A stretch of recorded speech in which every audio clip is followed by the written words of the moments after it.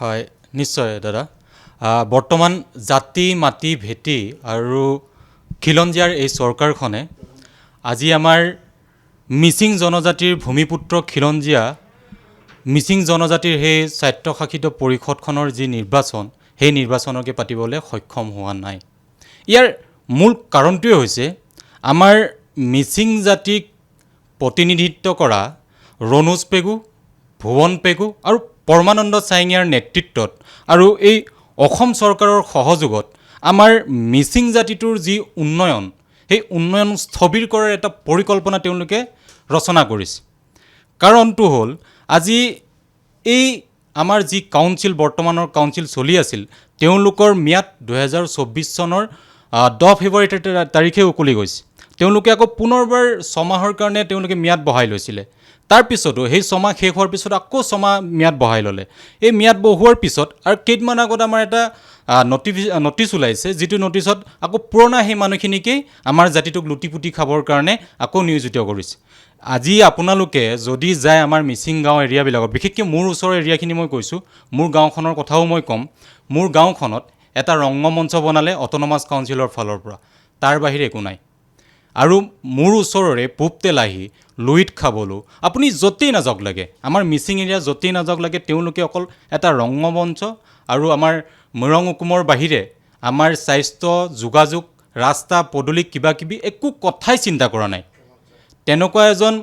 তেনেকুৱা কেইজনমান ব্যক্তিৰ হাতত বৰ্তমানো আমাৰ এই যি কাউন্সিলখন আছে সেই সঁচাই বহুত দুখৰ কথা।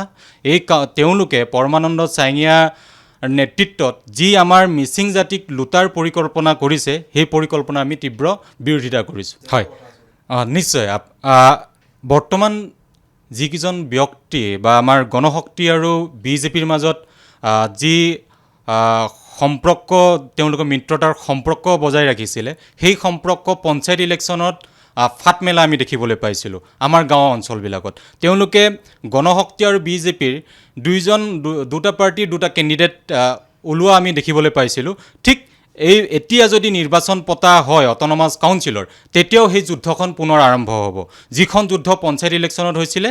আৰু যদি আমাৰ কাউন্সিলখনৰ ইলেকশ্যন যেতিয়া হয় তেতিয়া এই যুদ্ধখন আৰম্ভ হ'ব। তেওঁলোকে ভয় খাইছে যেতিয়া যুদ্ধ আৰম্ভ হ'ব সেই যুদ্ধত পৰমানন্দ চাইঙীয়াৰ নিচিনা বা সুনীল পেগুৰ নিচিনা ব্যক্তিসকল হাৰিবলৈ বাধ্য হ'ব। আৰু এই মানুহখিনিক, যিখিনি মানুহে বৰ্তমান আমাৰ মিচিং জাতিটোক লুটি আছে, তেওঁলোকক ইতিমধ্যেই আমাৰ মিচিং জাতিৰ জনসাধাৰণে, আমাৰ মিচিং জাতিৰ যুৱ প্ৰজন্মই সলনি কৰিবৰ কাৰণে চেষ্টা চলাই আছে আৰু ভিতৰি আমাৰ মাজত আলোচনা হৈ আছে। নিশ্চয় দাদা, মই সেইটো ক্ষেত্ৰত মই নিজেই মিচিং জাতিৰ যুৱক হিচাপে মই নিজেই দুখ অনুভৱ কৰিছোঁ। কাৰণটোৱে হ'ল তেওঁলোকে মিচিং জাতিটোক প্ৰতিনিধিত্ব কৰিছে, মিচিং জনগোষ্ঠীটোক প্ৰতিনিধিত্ব কৰিছে, মিচিং জনগোষ্ঠীটোৰ হকে তেওঁলোকে TMPK MMKকে ধৰি কেইবাটাও আমাৰ জাতীয় সংগঠনে কাম কৰি আছে।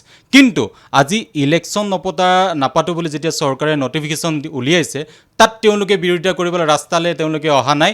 ৰাস্তাত নাহি তেওঁলোকে এখন মেমৰেণ্ডাম CMক দি তেওঁলোকৰ দায়িত্ব সামৰিব বিচাৰিছে। তাৰ কাৰণে মই সঁচাই দুখ অনুভৱ কৰিছোঁ। মোৰ ফালৰ পৰা তেওঁলোকক ৰিকুৱেষ্ট কৰিছোঁ যাতে আপোনালোকে ৰাজপথত ওলাই আহক, গাঁৱৰ মানুহক একগোট কৰক আৰু আমাৰ যি